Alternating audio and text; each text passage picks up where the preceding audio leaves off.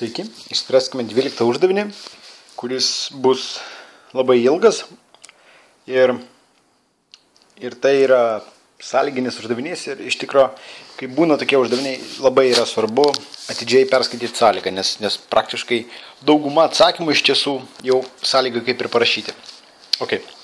Tai kompiuterių klasėje 10-okai dalyvavo linksmų loginių uždavinių sprendimo konkurse. Čia labai matos, kad jiems tikrai buvo linksma. Iš viso reikėjo išspręsti 10 užduočių. Uždaviniai kompiuterio ekrane buvo rodomi po vieną. Kartu su uždavinio sąlyga buvo pateikiami 4 atsakymų variantai, iš kurių tik vienas teisingas. Mokinys turėjo pažymėti tik vieną atsakymą iš 4 pasiūlytojų.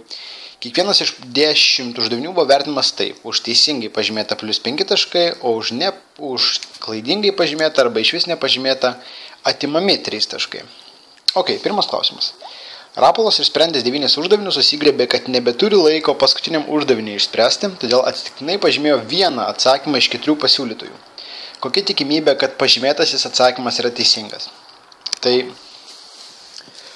jeigu buvo variantai A, B, C arba D, jis pasirinko vieną iš tų 4 ir šansai jo atspėti yra arba galima būtų sakyti 1/4, arba tai yra tas pats, kas 0,25, galėtume ir taip parašyti, arba galite rašyti procentais, tai būtų 25 procentai.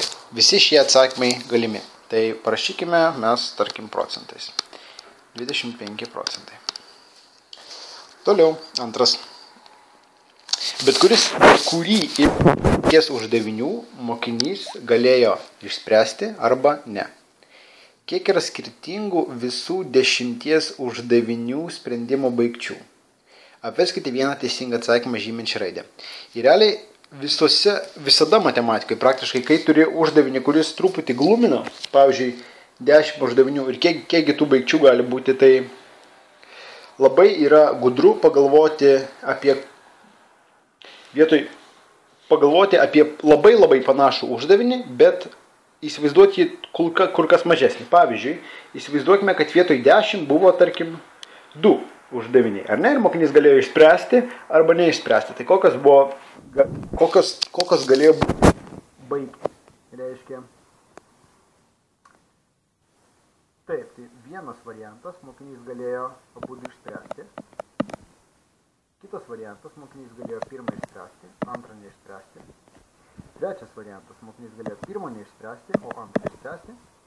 Ir ketvirtas variantas, mokinys galėjo be jų neišspręsti. Ar ne? Tai čia, jeigu uždaviniai buvo 2. Pažiūrėkim, kas buvo, jeigu, tarkim, buvo 3 uždaviniai. Reiškia, pirmą galėjo išspręsti, antrą galėjo išspręsti ir trečią galėjo išspręsti. Toliau galėjo išspręsti, šitą išspręsti, šitą galėjo nepataikyti.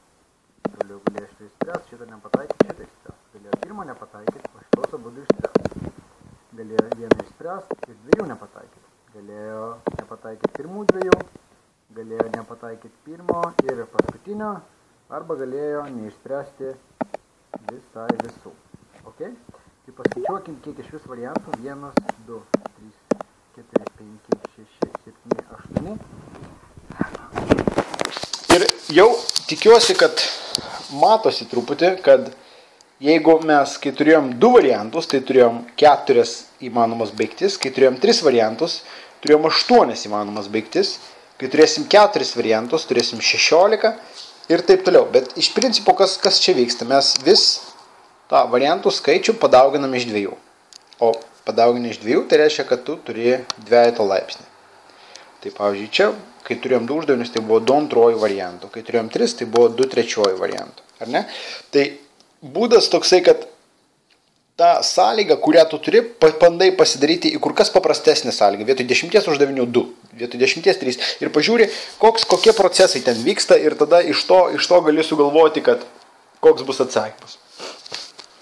Aišku, galima buvo kitaip galvoti, gal truputį matematiškiau. Pavyzdžiui, jeigu pirmą uždavinį buvo galima pabaigti 2 galimybėm, antrą uždavinį buvo galima pabaigti 2 galimybėm, trečią buvo galima pabaigti 2 galimybėm, ketvirtą 2 galimybėm ir taip toliau. Iš viso 10 užduočių, tai mums ir bus atsakymas 2/10. Reiškia, renkamės atsakymą B. Ok, išspręskim dar vieną. Taigi 12.3. Aušrai pavyko teisingai pažymėti visų 10 uždavinių atsakymus, o Birutė nei vieno teisingo atsakymo nepažymėjo. Koks Aušros ir Birutės surinktų taškų skirtumas? Reiškia, Aušra, ar ne, jinai surinko 10 teisingai, tai surinko 50 taškų. O Birutė, jinai visus pažymėjo neteisingai, reiškia, jinai gavo po -3 balus nuo kiekvieno, iš viso gavo -30. Tai dabar koks skirtumas yra tarp šitų skaičių? Na, tai tiesiog skirtumas tai yra atimtis. Tai reiškia 50 minus -30 ir gaunasi 50 plus 30 lygo 80.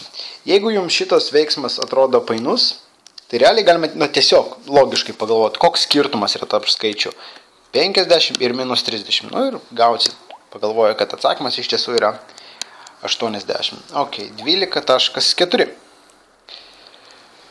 Kokį didžiausią taškų skaičių galėjo surinkti Kęstutis, jei per konkursui skirtą laiką jis spėjo pažymėti tik 5 pirmųjų iš 10 uždavinių atsakymus. Tai aišku, labai dažnas atsakymas būna, kad tai Kęstutis galėjo surinkti 25 taškus, ar ne? Nes 5 pirmus parašė teisingai, reiškia gavo už kiekvieną uždavinį po 5 balus ir gavo 25 taškus. Bet tai dar ne pabaiga, nes kitų 5 jis nepažymėjo, o už nepažymėtą nuimami 3 balai, reiškia jis prarado nuo kiekvieno po -3, tai iš viso -15. Ir realiai jis gavo 10 taškų. Todėl atsakymas 10. Ok, pratęsim kitam video.